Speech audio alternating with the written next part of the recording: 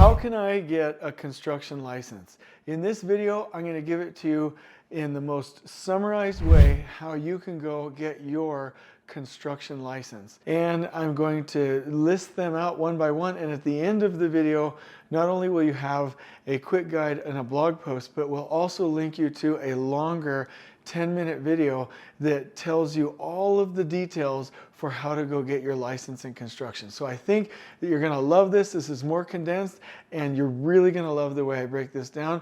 So stay with us.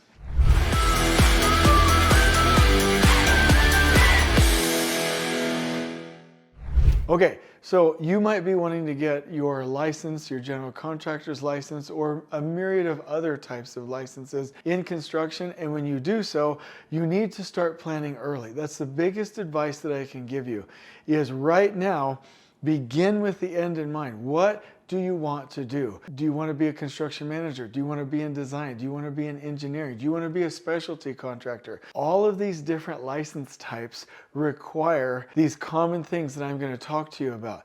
And I wish that I would have known, or maybe not known, but planned for this earlier on so that I could get the experience requirements early. I just went through and got my general contractor's license, and I'm telling you, some of these licenses are harder than you think to get. So let's start with the end in mind. Let me give you the parameters right now.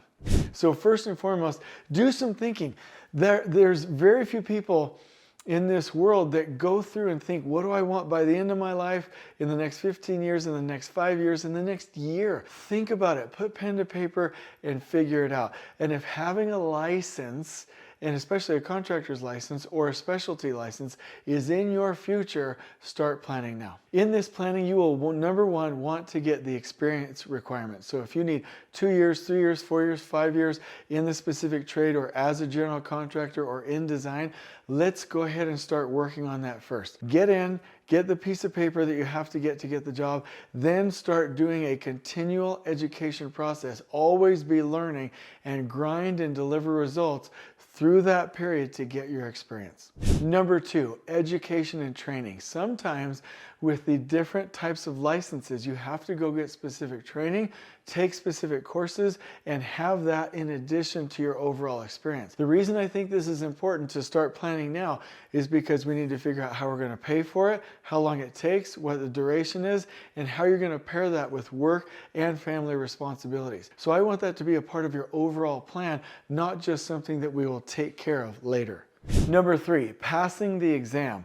I know that eventually when you want to pass the exam for your license, that there are definitely courses that you can take to prepare you. So you either A, need to get the resource material and start a study habit that you can do continually up until that license is being, or that exam is being taken, or we need to start saving money. So the course that I paid for to take the general contractor's license, the exam, in total, I probably spent about $1,000. Doesn't sound like a lot, but for me, I'm older, right? So I have the money to spend. If you are starting out and want to start your business when you're 24, 26, 28, 30, whatever, $1,000 is not a little bit of money, right? So you're either going to want to start studying a more cost-effective study plan, or you're going to want to start saving the money so that you can study the actual pre-prepared courses before you go take your exam. Number four, when you're getting your licensing, this is mainly for your contractor's license, but you will want to be ready for insurance and bonding. I'm not going to worry about that too much right now for you because you can take care of that through these agencies and through these companies that prepare you, but this is a consideration that you will want to think of. You will need bonding, you will need insurance, and so having a bit of savings won't hurt you when it comes to that. Five, financial stability. This is a big one. I am not authorized or qualified to give you financial advice or for investing, but I will say that one of the best books I've ever read is Killing Sacred Cows, and What Would the Rockefellers Do? He talks about cash flow insurance. If I had it all to do over again, I would have started a whole life insurance policy. I would have paid into it so I could borrow out cash that was interest-free, that I didn't have to pay back right away for starting my own business. You know, obviously, what am I trying to use my license for? So that I could have that cash flow and have a better chance. So at a minimum, however you go about it, Make sure that you're preparing to have good cash flow to start your business. 6, remember that when you get your licenses that there will be a background check, so you might want to make sure that you are obeying the law up until that point. 7, remember any of the application fees, again something you would want to save for.